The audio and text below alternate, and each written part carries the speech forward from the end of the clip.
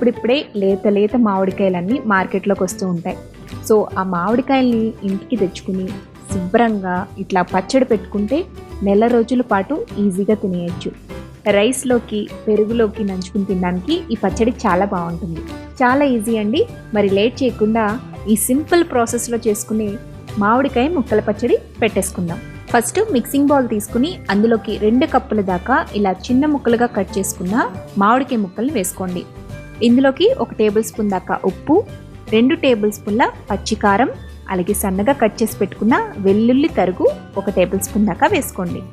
ఇప్పుడు ఇందులోనే 1 tea spoon దాకా మెంతిపిండి, 1 టీ స్పూన్ ఆవపిండి వేసుకోవాలి.